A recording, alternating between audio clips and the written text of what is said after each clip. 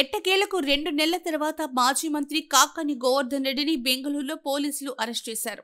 పోలీసులకు దొరకకుండా 2 నెలలుగా పరారీలో ఉన్న ఆయన్ను ఆదివారం బెంగళూరు శివార్లలో అదుపులోకి తీసుకున్నారు. ఆయన కోసం నెల్లూరు జిల్లా పోలీసులు 4 రాష్ట్రాల్లో గాలించారు. విమానాశ్రయాలకు లుకౌట్ నోటీసులు జారీ చేశారు. 4 ప్రత్యేక పోలీసు బృందాలు గాలించాయి. ఎట్టకేలకు ఆదివారం బెంగళూరు శివార్లలో ఆయన్ను అరెస్ట్ చేశారు.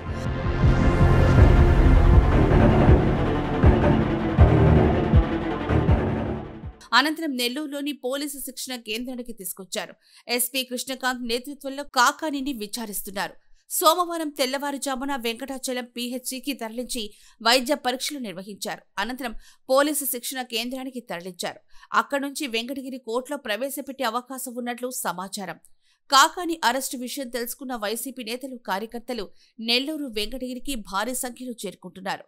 ఈ క్రమంలో ఉమ్మడి నెల్లూరు జిల్లాలో ఎలాంటి అవాంఛనీయ సంఘటనలు జరగకుండా పోలీసులు కట్టుదిట్టమైన భద్రత ఏర్పాట్లు చేశారు. డీటీసీ దగ్గరకు మీడియాను పోలీసులు అనుమతించలేదు.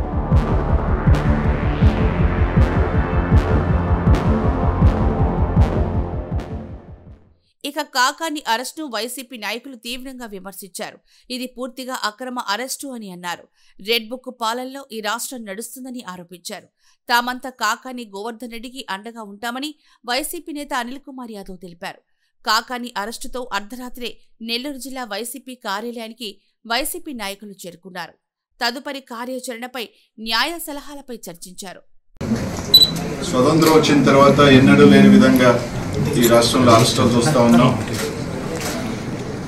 మాజీ మంత్రులు కానీ, శాసనసభ్యులు కానీ, కార్యకర్తలను కానీ, చిన్న చిన్న వాళ్ళని కానీ ఏ విధంగా హింసిస్తూ ఉన్నారు, ఏ విధంగా కూడా అరెస్టులు చేస్తూ ఉన్నారు. ఈ రాష్ట్రంలో పరంపర అంతా కూడా చూస్తూ ఉన్నాం. ఈ రాష్ట్ర ప్రజలందరూ కూడా చూస్తూ ఉన్నారు. ఎందుకంటే అభివృద్ధి లేకుండా, సంక్షేమం అనేది లేకుండా కేవలం దాన్ని కప్పుపుచ్చేదానికి, దాన్ని సైడ్ లైన్ చేసేదానికి ఈ రాష్ట్రంలో ఏమేమి జరుగుతున్నాయో అందరూ కూడా చూస్తూ ఉన్నారు.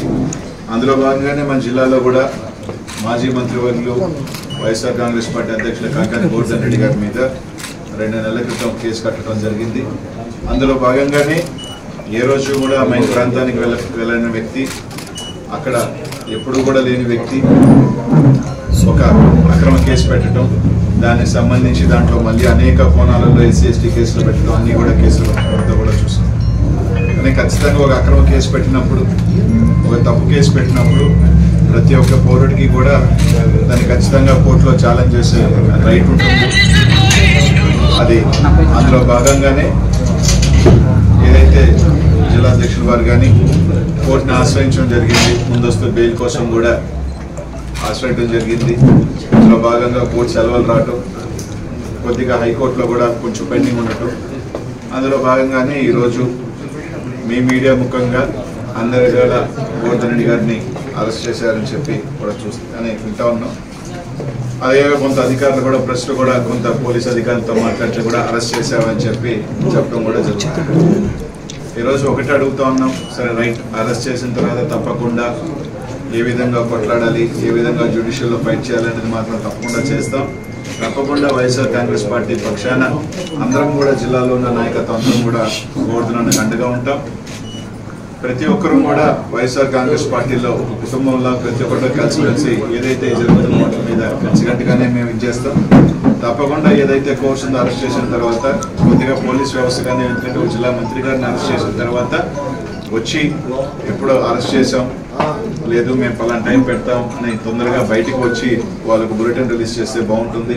అలా కాకుండా తీసుకొచ్చి ఇప్పటికీ కూడా ప్రెస్ వాళ్ళకి కానీ ఎక్కడ కూడా ఇంకా కూడా ఒక అఫీషియల్ ఇన్ఫర్మేషన్ ఇవ్వకుండా వాళ్ళ దగ్గర రకరకాల డీటీసీలో తీసుకొచ్చారు, డీటీసీలో పెట్టారనో లేదని రకరకాలు వింటా ఉన్నాం. అలా కాకుండా ఖచ్చితంగా ఇమీడియట్గా ఎస్పీ గారు తీసుకొచ్చిన తర్వాత వాళ్ళకి సంబంధించిన ఏదైతే పోలీస్ స్టేషన్లో కేసు ఉందా, ఏదో తొందరగా దాన్ని ఇమీడియట్గా చెప్పాల్సిన బాధ్యత కూడా ఇక్కడున్న పోలీస్ యంత్రాంగం అంతా మీద కూడా ఉందని చెప్పిన అందరం కూడా ఉంటూ ఒకటైతే చెప్తా ఉన్నాం, ఇట్లా కేసులు పెట్టి వైఎస్ఆర్ కాంగ్రెస్ పార్టీ క్యాడర్ని కానీ, నాయకులు కానీ ఎవరు కూడా మనోధైర్యం తగ్గించలేరు.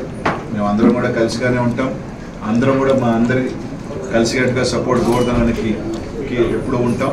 తప్పకుండా కోర్టులో తప్పకుండా అన్ని రకాలు కూడా ఫైట్ చేస్తామని చెప్పి తెలియజేసుకుంటూ, అదే కాకుండా కొంతమంది క్యారెక్టర్ అసాసినేట్ చేసే విధంగా కూడా కొన్ని వార్తలు రాస్తా ఉన్నారు సోషల్ మీడియాలో కావచ్చు, కొన్ని మీడియాలో కూడా. దయచేసి ఇట్లాంటి ఇంకా పోలీస్ యంత్రాంగమే ఇంకా క్లారిటీగా ఎక్కడ అరెస్ట్ చేసామని కానీ ఎక్కడ ఇచ్చేసామని కానీ అఫీషియల్గా ఇంకా ఇవ్వాల.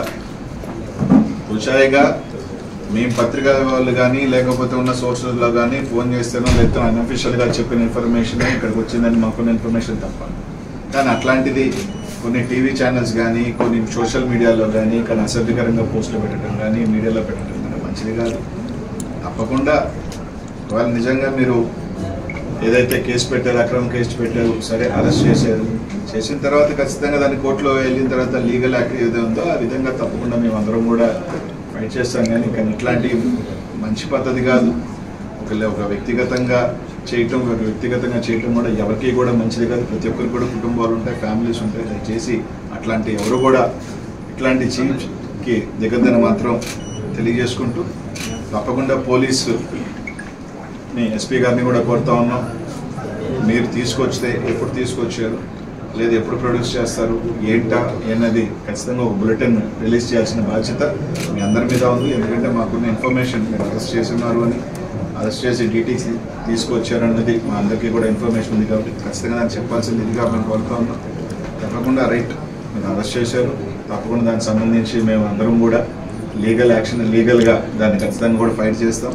తప్పకుండా ఒకటైతే గుర్తుపెట్టుకొని అందరం కూడా చెప్తా ఉన్నాం, కేసుల వల్ల లేకపోతే పార్టీని డిమోరల్ చేస్తాము అంటే మాత్రం ఏదేమీ కాదు.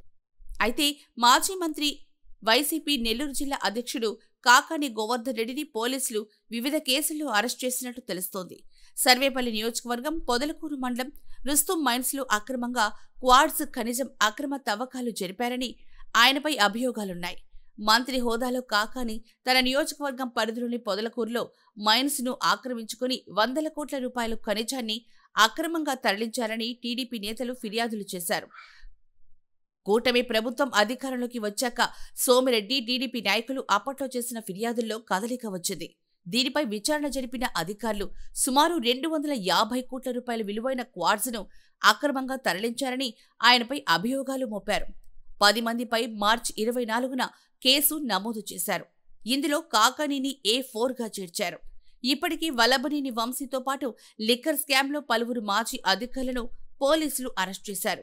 ఇప్పుడు మాజీ మంత్రిని కూడా అరెస్ట్ చేశారు. దీంతో నెక్స్ట్ ఎవరిని అరెస్టు చేస్తారు అని అంతా ఎదురుచూస్తున్నారు. మొత్తంగా రాష్ట్రంలో వరుస అరెస్టులతో వైసీపీ శ్రేణులు ఉక్కిరిబిక్కిరవుతున్నారు.